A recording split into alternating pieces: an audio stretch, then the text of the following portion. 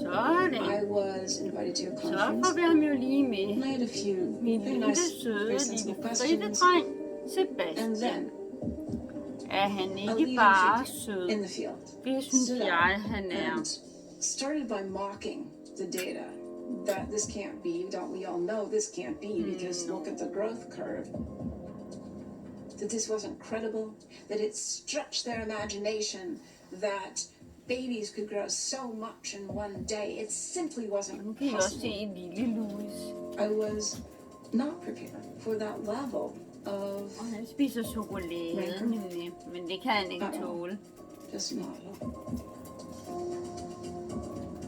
But I think it's an example of when one has a model in one's mind, a model of how things work.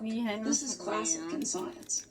When somebody comes and says, well, wait a Sebastian, han minute, er let's faktisk consider meget this. dygtig The med reaction to fritte. that is very frequently a kind of Han kan gå uden hostile snor. disbelief.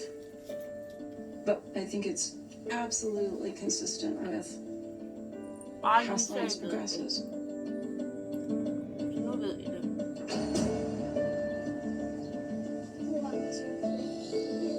Understanding that the baby Og jeg is bruger godbidder, som han experiencing its godt kan own lide. growth, Jeg skal have ham til at komme.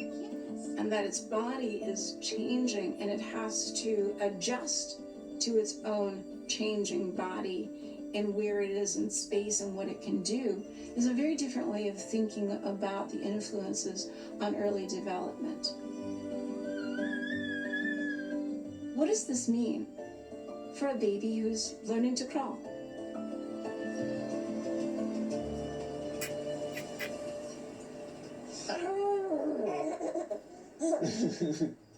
Ready? 1, 2, 3. And then they just stand up. Is that funny? Is that funny? Hello. Hello. Hi. There's Pascal. Paxi. So we've been doing loads of tummy time, Has it? but not showing much signs of wanting to crawl. Så kan I se ham. Er han ikke sød? Wow.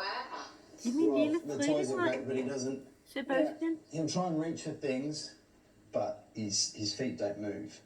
He He's kind just of gonna- happily goes on his tummy for a bit, but then He's gets not- really annoyed. It's really worth assisting with that me though. It's terribly important for them to crawl and to use all those muscles because that's really important for their future development, you know. Get those legs going. It's just hard when he really hates tummy time and is really Yeah. upset. It's hard to keep doing it. Do you You think you listening to want? that, Do Pascal? you think you want to crawl, mate? Gemma says you have to. Oh, he shook his head. No! No, I don't want to. No.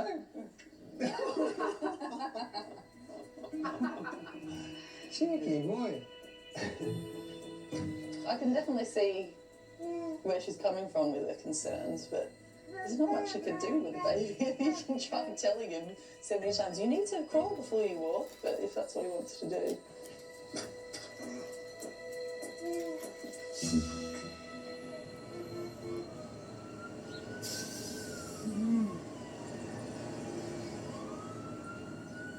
I haven't always been a scientist. In college, I actually studied fine art. And on the first day of class, the professor handed me a plant. And he said, draw this. Every day, he would come with a different plant and he would tell me, you need to really look at it and understand how it grows.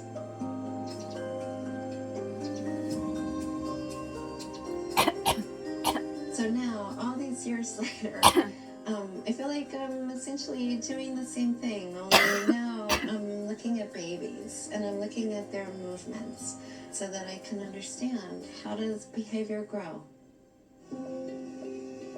In the real world, the ground is not perfectly flat and empty and uniform. But for the last 100 years and even going on now today, people study infant crawling by encouraging the babies to crawl in a straight line over uniform ground. But that's not how real mobility works. in the real world, as babies are crawling around, they actually have to make decisions. They have to use perception to guide their crawling movements. So, you know, should I crawl over the edge of the bed or should I stop at the edge? And so I wanted to find a way to test how do babies use perception to guide their crawling movements.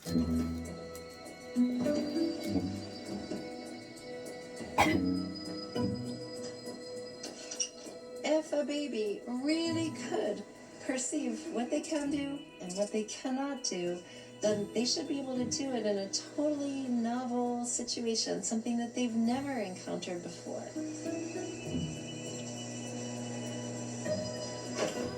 So I built an adjustable slope apparatus.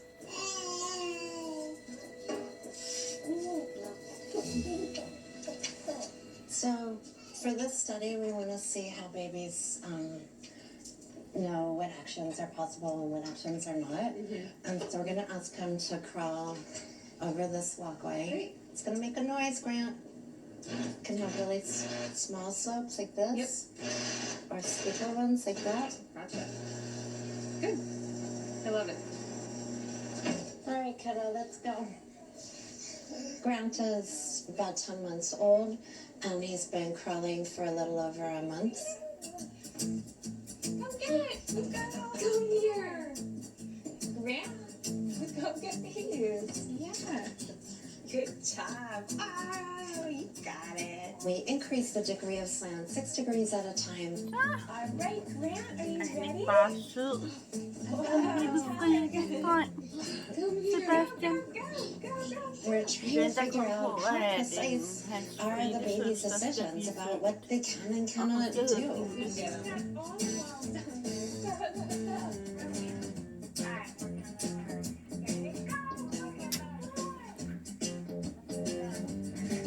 On a successful trial, he crawls from top to bottom, belly off the floor, and nobody has to touch him.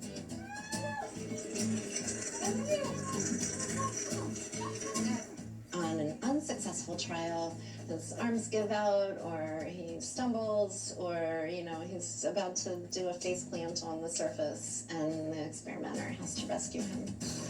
Hi, I'm waking him all up. You gonna put him down to sleep? Can I put him to sleep? Okay. It's good. Sleep.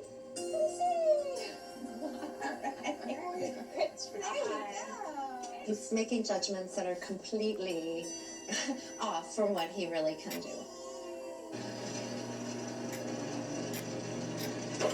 And then finally we present them with the largest slope, which is really a 90-degree drop-off. Okay. Go. It's all the way down there. You gotta go get it. You coming? You coming? All right. Good try, man. Grant approached the 90-degree drop-off the same way as he was approaching shallower slopes. Come over the edge, look and see what's at the bottom, and then just crawl right over the edge. All right. That's telling us that Grant is not yet able to distinguish what he can do and what he cannot do. It's absolutely typical that babies, when they first begin crawling, when they first begin any new skill, they just are willing to try everything. And it's actually a pretty good way for development to work. If you don't try things, you're never going to learn. And so they just take the leap.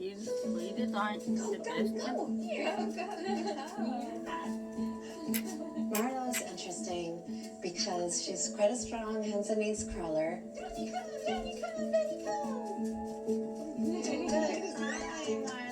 In terms of having alternative ways of coping with a difficult motor problem, she was like right on the edge of understanding that, you know, there was other positions that are available to her to solve the problem. Come here. You can do it. Babies show really differing kinds of behaviors as they're approaching the brink of an impossibly steep slope. Come on down. I know, it's so funny. Just come on down. Oh, yeah. the best. The babies who make smart decisions, those are the same babies that will generate perceptual information by looking and by touching. See it. You come in? Marla was quite good at perceiving what she could and could not do. She knew if the slopes were very steep that they were impossible. Xylophone. Yeah. Whee! Hey. Good job, All man. right. Okay, Can I let's have send that? this down to Justine. I'll hold it for you. Dax would switch freely between crawling on hands and knees and crawling on hands and feet like a bear. But a little more challenging. He actually can move faster when he's up on hands and feet. And so when he really wanted to get to something, he would just extend his legs and, crawl down the pathway on hands and feet. Crawling, what's that? He was just, reconfiguring his body on the fly to kind of figure out how to solve that problem.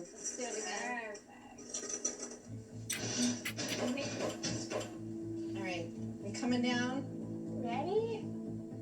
We'll build this tall tower for you. Dax really, really could perceive the limits of his own abilities. No! You did it!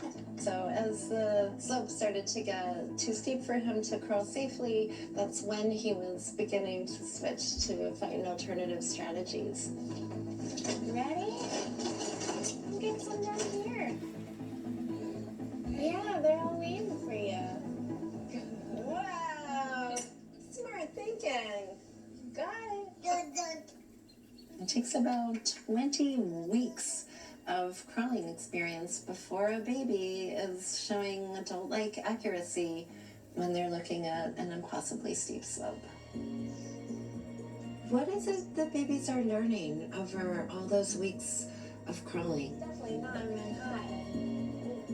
Good job. Good job. They're learning how to figure out in this moment, right now, what is my body like? What is the environment like? And what can I do with this body in this environment?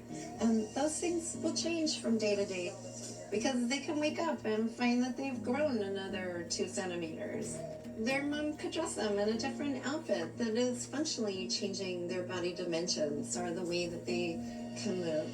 Go, go, go. Go, go. And it's good for your baby to crawl on grass or crawl on sand or crawl on whatever, because learning to crawl isn't learning some specific pattern of coordination between your arms and legs. It's learning to behave in a really flexible way so that the baby can get around in the world.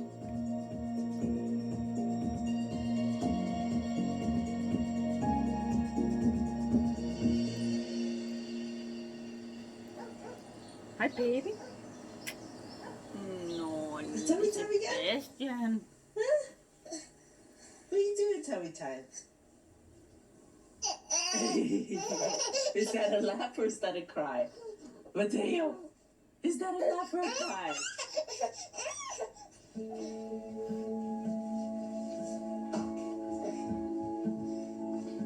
Where's Maya? Yeah, you don't like this position.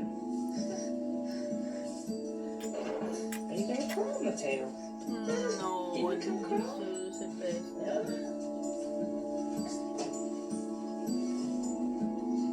No, eres så vanlig, Sebastian. Come, come, come. I see you, Mateo. Come on.